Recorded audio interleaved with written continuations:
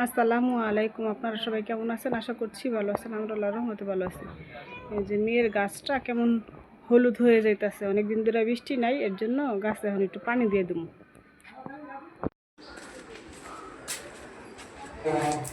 এই যে ফুল গাছটাও, মেহেদি গাছটাও কেমন যেন অনেক দিন ধরে তো আর বৃষ্টি নাই, পানি দিয়ে দিলাম। এই যে হলুদ হলুদ হয়ে যেতেছে।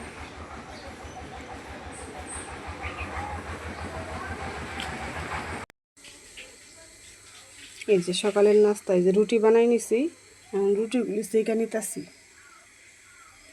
রুটিগুলি সেঁকা নেবো। আর এই যে এদিকে মুরগির গোস্তের তরকারি আছে, আর নিচে আবার অল্প গরুর গোস্তের তরকারি আছে। এগুলি দিয়ে আজকে নাস্তা খাওয়া হইব।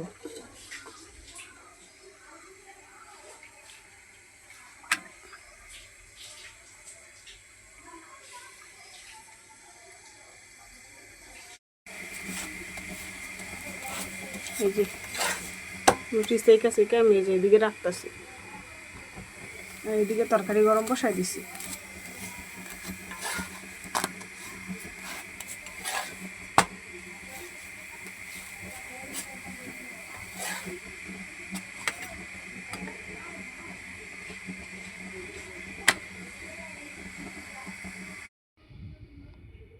এই যে ছেলের জন্য আগে নাস্তাটা রেডি করে নিচ্ছি, এখন ছেলের নাস্তাটা দিয়ে দেবো।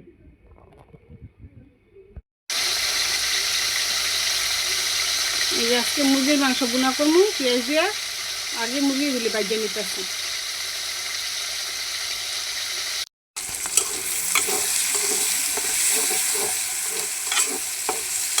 গোষ্ঠী বাইজা আমি এখানে নামাই নিচ্ছি, এখন আমি পেঁয়াজগুলি বাজিয়ে নিচ্ছি।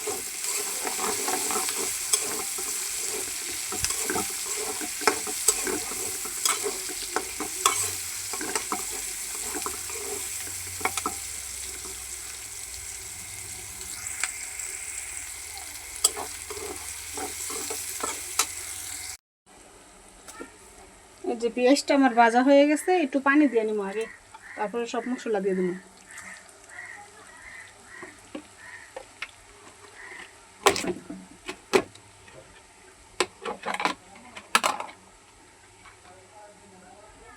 এই যে আদা রসুন বাটা দিয়ে দিতেছি।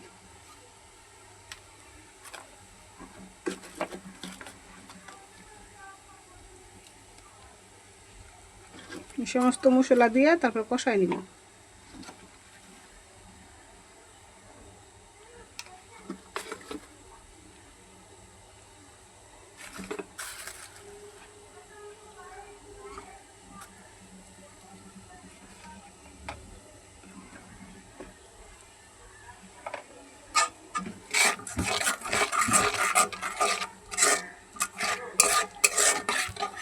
মশলাটা ভালো করে কষাই তারপরে মুরগিগুলি আবার কষাই নিব।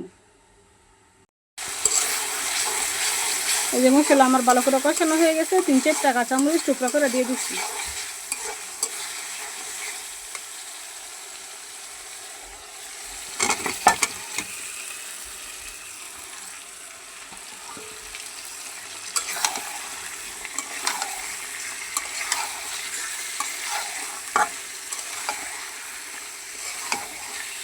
এইদিকে ফুটানো পানি বসায় রাখছি, ফুটানো পানিটা জল দিয়ে দেব।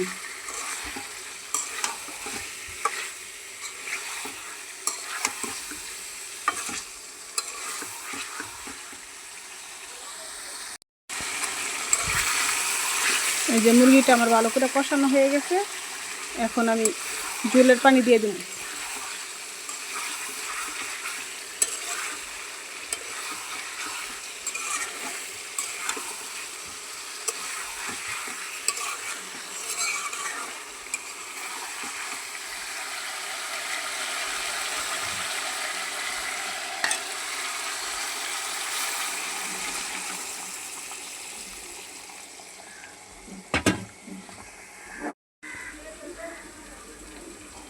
এই যে মুরগির গোস্তের তরকারিটা হয়ে গেছে, আমি নামাই নিছি। আজকে কাঁচামরিচের তরকারি, শুকনো মরিচ অল্প দিছি, এর জন্য কালারটা এরকম আসছে।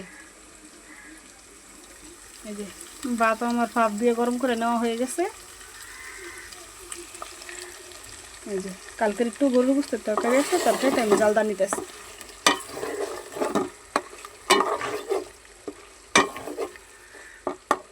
যে কালকে মেহমান আসছিল, যে রাত্রে আবার ভাত রান্না করছি, যে ওইখান থেকে অনেকটা ভাত আছে।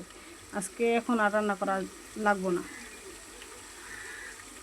আদা চালন ভাত আছে, এর জন্য ভাতটা ভাপ দিয়ে গরম করে নিলাম।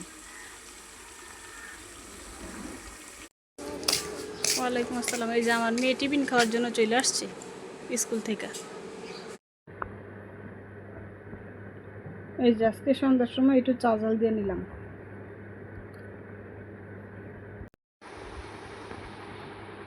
সবাই ভালো থাকবেন, সুস্থ থাকবেন, আমাদের জন্য দোয়া করবেন। আসসালামু আলাইকুম।